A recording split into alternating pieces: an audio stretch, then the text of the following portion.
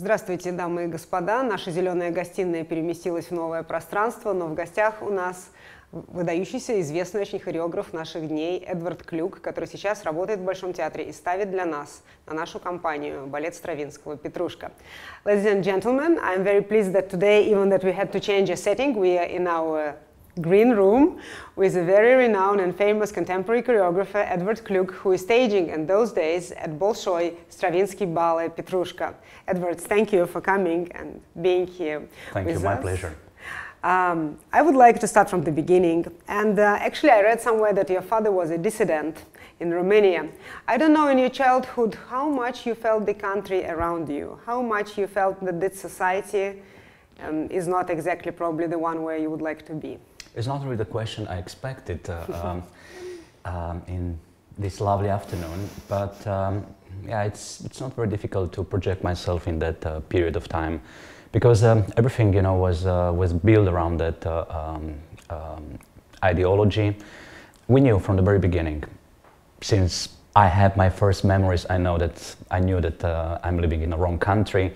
And but we were just very afraid to speak out, because the net of terror was so well established that we had informers basically in every block, every job place, theaters, institutions, and things like that. But since I was living in a small city, things could kind of like get around in a lighter way, so my father wasn't really so concerned with that. So the only connection we had with the Western world it was through a radio station called Free Europe, which was based in Köln, Germany. And I remember, you know, since I was a little boy, I was listening to good music on that station, and in the weekends the charts, the rock charts, and my father was listening to that radio very loud. So, you know, many times he was invited to go to the police station called Securitate, the Romanian version of KGB, and but he was just sleeping for a night and he was coming back. So I was 16 years old when the system collapsed as a consequence of all Europe liberation or revolutions, velvet or different ones. In Romania was not a case, you know, it was quite bloody, and I remember every single minute since it started, you know, and that feeling of like, no, that cannot be possible. You know, when you for 16 years, and you know, I was basically a little adult at that time, you are convinced that it will never change, and you accept that, and you know that it is going to be a family continuation. Ceausescu's son would take over, so everybody accepted that, which was in a way tragic, but in the same time everybody was absolutely aware of the wrong system, and we were trying to fight that in a different way. And I saw through ballet, it might sound a little bit exaggerated, but I was 10-11 years old when I went to the boarding school, seven hours away from my little city, traveling with a train, and you know, hearing stories about success, about ballet dancers that made it, that they went on tour and then they managed to escape the system and run.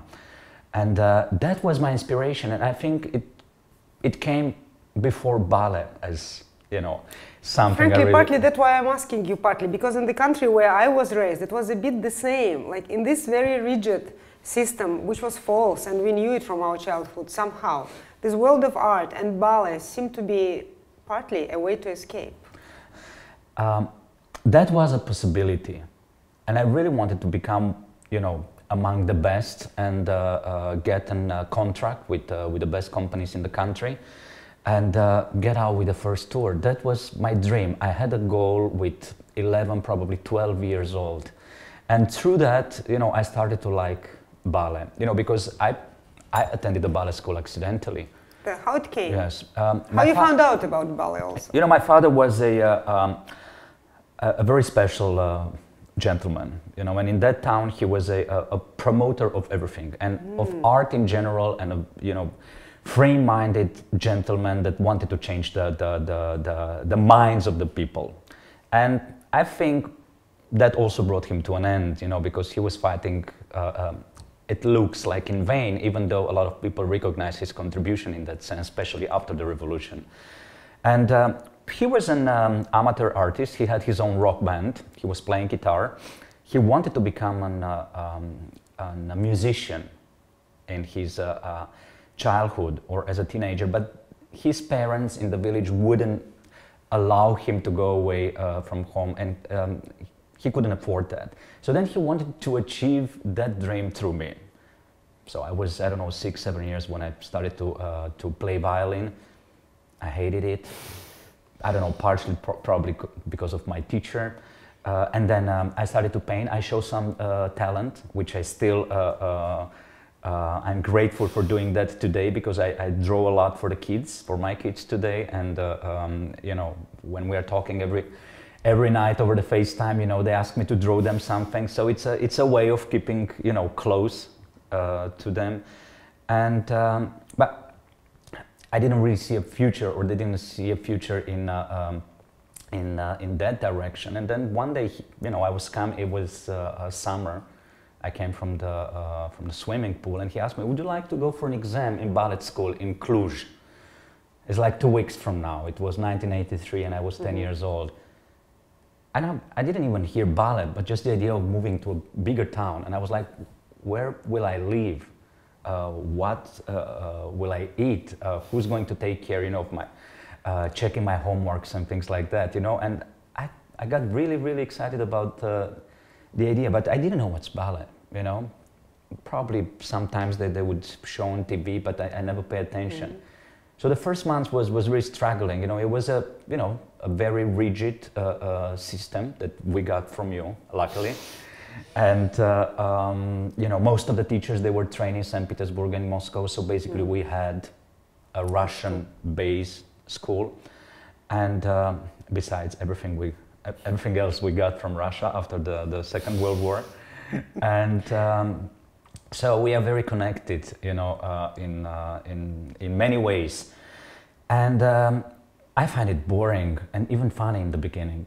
You know, with all these stretchings and preparations, because you'd only get to the bar after 3 months, and then it starts to be a little bit more interesting. So it was a long way. After 3 months, the teacher said, you know, you should reconsider. Probably your son is not really interested in this. And then I was like, you know, weighing the options in my little town. What am I going to become, or what I want to study? It was a bit too early with 10 years too, and. I decided to go back, and then I decided to go for it. So easily, you know, I started to like it later, you know, adore it. Then it became an obsession, then became my job, then everything together. And then when you were 16 and the revolution came, where have you been? Still in school? I was still in school 2 more years, so I didn't have to run. I basically left the country. Not very far. I left it to Slovenia, which became Slovenia in 1991. So basically I came to this little country, this little theater, how much? 27 years ago. And I look at it like, you know, just a place to jump over. Off. Yes. You did some audition for them? Yeah, I did some auditions in many theaters in Germany. They wouldn't take me as a dancer. Luckily, I choreograph for these theaters today, so I think I'm very grateful for the turnout. Like Stuttgart. Yes, Stuttgart, one of them, of course. And but what was interesting, I started to collaborate with a theater director, with Tomáš Pandur. At that time, he was you know, a bad child of avant-garde theater in Europe, and he was doing amazing productions. And you know, coming to that little theater, dreaming of becoming Baryshnikov, you know, started to collaborate as a dancer together with my colleagues. I was only 18. I didn't really understand, you know, but this really got into me very deeply. And I think it kind of like, you know, it's the milestone, or, you know, the foundation of my, or so to speak, initiation into a different kind of approaching the dance in general. And you know, it just woke up a simple thing in me, creativity, and ever since I couldn't let go that feeling. I don't know how much theater you saw when you were studying and how much ballet you actually saw, not on video, but in real life. But this Mr. Pandor is avant-garde director. Did he change something in your mind about understanding of what is theater, of what is human being on stage? No, I couldn't understand that because I was not ready, you know, and he was not trying to do that. But he saw in me, you know, a very impatient young boy at the time, you know, and always I was like being a little bit naughty and giving a lot of suggestions in the rehearsals. And then one day, after 2-3 years of collaboration, he said, plus we were starting to do tours, international major tours, and that was very attractive at that time. You know, I was so nostalgic. Just 2 weeks ago, I remember first time we went to Mexico, Guanajuato, with his performance Carmen, and now the company I run, Ballet, Maribor, the same one, they just performed at the same festival after so many years. You know, it was, I would never thought at that time, you know, that you know, I would become a choreographer and eventually, you know, known and to work with, you know, to work internationally. You know, I would never dream something like that. You know, I choose to dream, you know, within my capabilities of possible achievement as well. So I was always quite, you know, grounded in that sense, and still am, actually. And you saw that Maribor for you is just a jumping point, and after 5 years being there, you were proposed to be, I don't know, after a little bit longer. A bit longer, yes. A little bit longer. It was after 5 years I created my first. Your first tango. Yes, tango, exactly. Which luckily became a success, and then that was it. You know, that was in 1998, actually 7 years after I joined the company. And with that performance, it was kind of like a revolt. You know, I was aware, being in a small theater, we didn't have the finance or the possibilities, you know, to invite established or major choreographers, and we were keep on admiring, you know, Kilian or Bejar or Forsyth on videos. And one day I said, like, enough with that. Let's do something on our own and, you know, do the best we can. So this is how tango happened. So it was a pure enthusiasm. The performance is still run by the company, and I'm still really... it's like 30-year-old. I'm wondering... This year it's 30-year-old, this year. No, a little bit, yeah. 96, 96 you say, or 98? 98, actually 20 years, if I'm not wrong. Yes. 20 years. Yes, yes. 20 years. Old enough. And, you know, looking at this piece, you know, it's still so very special to me, and I didn't change a single step or hand in it, you know, because there's no point. But there's so much enthusiasm and maturity in the same time. You know, that it's, and it's completely different than anything I've done afterwards. You know, Paul Lightfoot, for instance, he wrote me a message a few days ago. He said, Edward, I saw your Radio and Juliet and tango this piece with Bucharest Ballet in Romania, where they took it. I said, I would never say that you did this piece. You know, and it was so different. So different and so theatrical. It was more theatrical than dancing-wise. And after I did this, I said, okay, that's it. I've said it all, and I'm done with choreography. And many young choreographers, they prefer to stay on their own. And when you got this proposal to run the company, was it easy for you to accept? I think we didn't have any better choice at that time. And I thought maybe I could help the company. And the newly appointed general director, he gave me a lot of support. You know, this was in 2003, and at that time I was still only creating locally. And in 2005 happened Radio and Juliet, you know, that obviously became a breakthrough, international breakthrough for the company and myself as a choreographer. You know, this brought a little bit more attention, and companies started to check out on me. And after that, Stuttgart invited me to do first piece in 2009, and then slowly in the last 10 years kind of like, you know, exploded in in that sense. And of course, I'm very grateful for that, and I want to keep the you know, when I look at that young boy who did this tango, I want to keep that appetite, you know, if possible, growing, and keep the enthusiasm. So by the time you got to run the company as a director, your priorities changed. You didn't want to become Baryshnikov any longer. You didn't want to be necessary in the big company. I gave up on that quickly. It was since I did my first choreography, the posters in the wardrobe would would go off the walls with Baryshnikov and other idols, you know. And but I decided not to put any choreographers on the wall. So I was struggling to find my very own language, because I didn't have any experience working with any choreographers.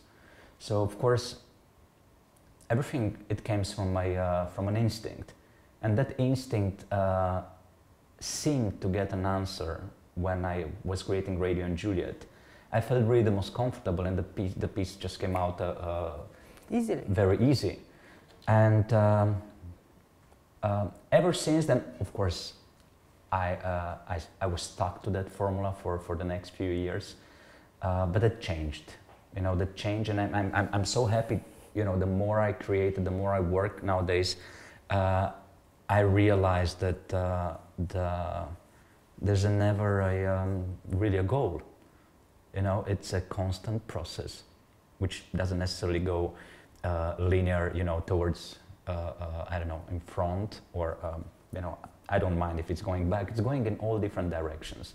And I like to believe that, that it's pretty much the notion of freedom in this job. So, because the experience is coming after you anyway, you know, instinctively. Your decisions, you know, during the process, they are coming based on already something you checked in the past, or not necessarily. So what is interesting, you know, with each project, also with Petrushka, I have the feeling that my nature changes, or adjusts, or you know, and by doing that, you know, I'm experiencing new possibilities, new solutions, and nevertheless new work. When you're doing such a piece as Petrushka here, which of course has such a long history, just as a fairy tale, and the Stravinsky piece, how much of reflection you're doing before you start to work in the studio? How much you're thinking what the piece will be about? What is it about? Who is this Petrushka? Who are all these characters? Well, usually, you know, it starts with a routine that you have to come with a concept, prepare a set, an environment, you know, then what kind of costumes.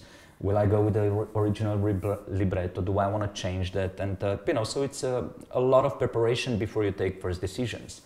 And then we discuss sets, which usually then consequently kind of like dictates the image of the costumes and things like that. So it's a long process, you know, and I've learned through the years that it's basically, the minute you start to think about it, you start to create a performance. So it's the studio time, you know, by the time we arrive there, especially in this case, when we are talking about something with such a history and legacy, you are basically almost done, you know. And then when it comes to steps, it's a different level. And but in this particular case, I have to, and also when I did other story ballets, it's so interesting to allow the elements involved to contribute. And by doing that, I also mean that I have to step back as a choreographer sometimes, and let you know, let the piece speak out, tell me what it needs. And there are moments, and when intentionally I'm just, you know, now this is my choreographical moment and I can really go for it, you know, sophisticated, and we are, you know, on control. But there are moments where you have to let other elements, and of course in this case, one of the most important, if not the most important, the music. Sure. Which is so wonderful. You told me you have very special feeling towards Stravinsky music, and you already did two of his other ballets. I feel entitled. I feel entitled to say that I don't know. I just feel good listening to it, and even better, struggling to put steps on it. Because you have your own collaborator, Miloš Lazar, if I'm right to pronounce. Milko Lazar. Yes. Milko Lazar. So this is all the different process. When you writing, music is written to what you have in your mind. I don't know how it goes together. Or once you have a written score, where everything is there. It's different. It's different. And again, the nature and the approach, it's quite different. Of course, when I work with a composer, I have a wider spectrum of choices, which doesn't necessarily give you more freedom, you know. So we were recently working on Faust, a full-length 2 acts, 250 minutes performance in Zurich, and we were working 2 years on the music, you know, and it was really an incredible process. But now Stravinsky, it's a completely different trip, and Petrushka, so it's yeah, it's always different. Probably it's not only the right word, because I also want to achieve that freedom while working on Stravinsky. But first we have to, and I spoke with the dancers, you know, there's a little bit of struggles, and also with counting, which is part of it. Stravinsky requires routine, discipline, in order to, you know, to achieve a level of dialogue with the music. And once we achieve that, which I think we are in that phase, we can start to open a conversation with the music, and the dancer can create his very own moment together with the music. So by that I mean not really following, you know, and being a slave to the score, but actually building a complete experience together. But once you work with Milko, you tell him exactly, like Petipa did to Tchaikovsky, how many bars of which music you need here and there. You have a very precise scenario, or how it goes? No, we're not necessarily talking about bars. We're talking about atmosphere. So first of all, I come up with a draft scenario, so to speak, what major scenes from the piece we want to do. So we kind of like build the columns, the pillars of the piece, and then of course we have this first draft, and then within that we need more textures, we need some accents, and many times I adapt the story through his composition. So it's, you know, it's a give and take process all the way, and even some of the most beautiful songs have to be left out, which happened before the premiere. And Milko asked me why. I said, because we have birds instead. You know, so, and he came and he said, oh, now I understand, when he saw the scene in the performance. So you have to be all the time open. You have to give away even the strongest convictions. Yes. And that doesn't mean that I'm constantly questioning myself, is that good or is that right? I said, no, I'm not doing that, but there's a slight shadow somewhere here or here. I don't hesitate to cut that. So I think that's probably the biggest achievement in so many years doing this job, that I come to realize, and probably this is a big lie, not exactly know what I want, but to know better and better what I don't want. And somehow having your own company, you staging here and there all the time. Is it interesting for you to work with some other companies, with some other dancers, in some other environment? It's amazing. You know, especially I'm very, very open in my work, and I share every doubt and everything with the dancers. And that disarms, and I don't do that in purpose. I do that with my kids. It's just the way I am. I'm just very open, and I can't help it. And I don't want to help it. And there's a very, very specific relation each time, you know, that it's being built up with the dancers. And now after like almost 2 months being here, it's a great achievement to feel exactly like at home or any other company that I've worked in the past. I can't, of course, deny the fact that coming to Bolshoi, the biggest ballet in the world, I came with the same feelings like going somewhere else. No.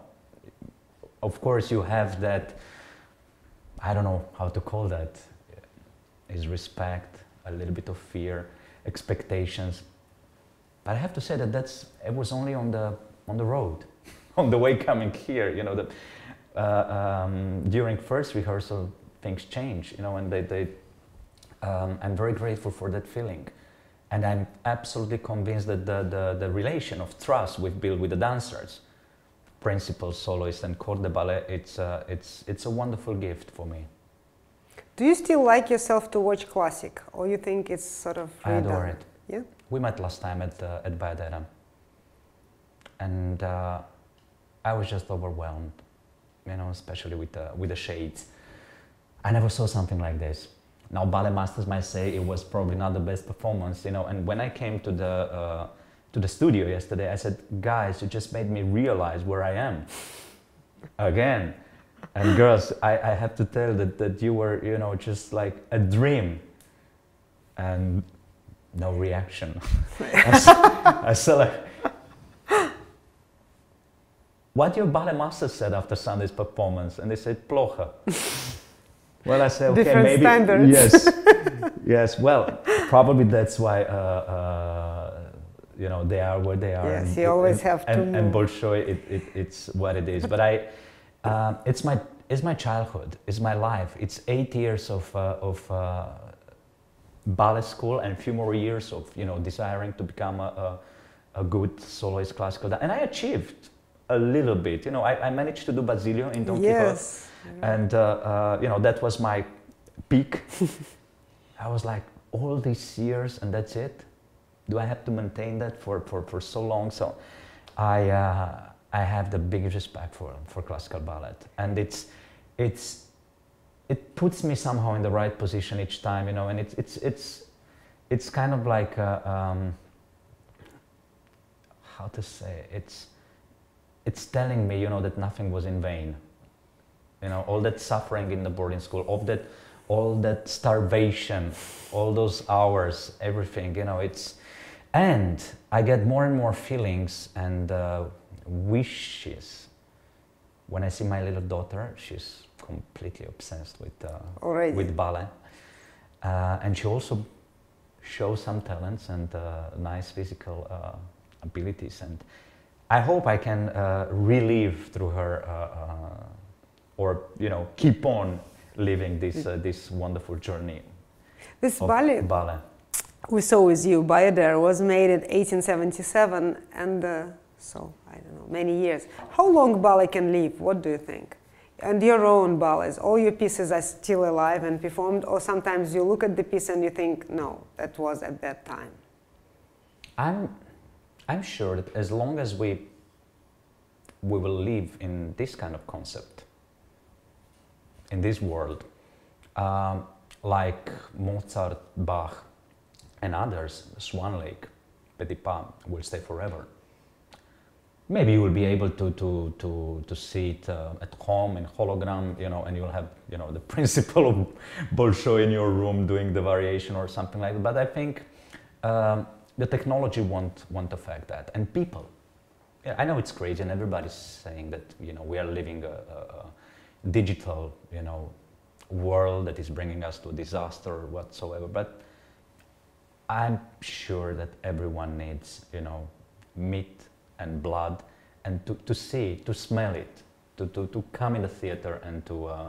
So I'm very confident that it will stay like this as long as we will stay or survive.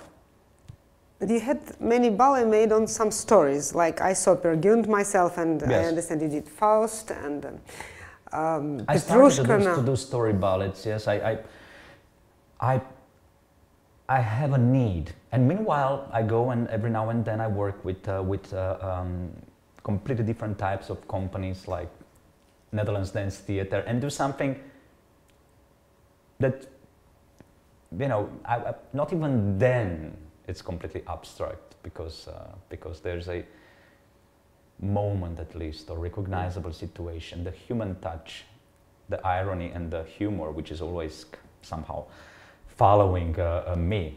I have to repeat myself, that's also an aspect of my personality. But so this really creates a almost necessary contrast in my work. And story ballet, what's the most challenging thing for me, you know, approaching a theme, especially that it's very known and come with a different interpretation and enter a different kind of dialogue with the viewer. That's very challenging, and I really like that challenge. I enjoy it very much. Because you have such a big characters like Peer Gynt and Faust. It's all like life and death question and existence and very big topics. It's not because they are big, but because I see the dance can be justified with these big topics. So I am attracted with titles or stories that offers you also the possibility to enter a surreal, which is closer than dance, than word itself, and allows you to create these metaphors in a way. So I don't see myself doing a concrete story.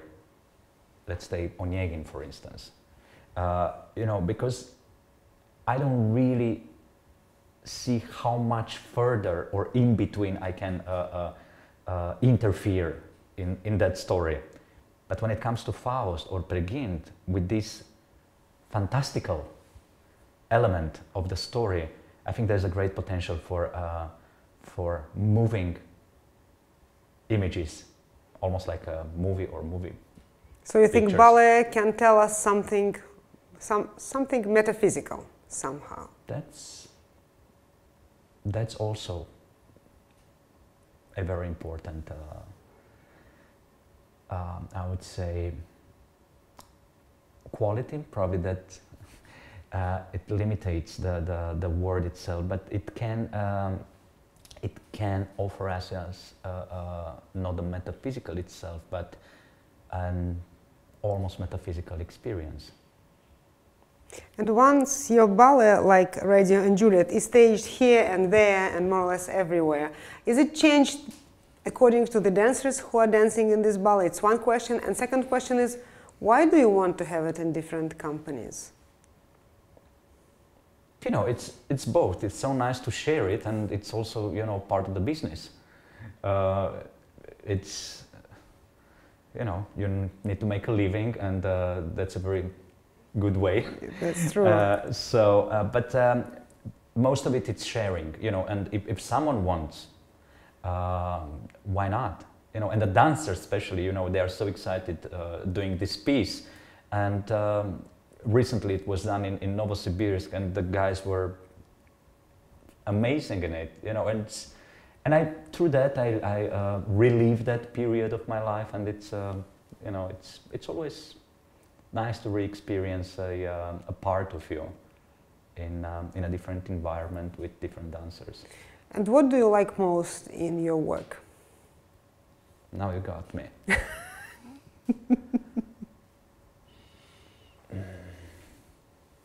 You know, I'm seeking pleasure, and it's always that moment in the process, in the creation, that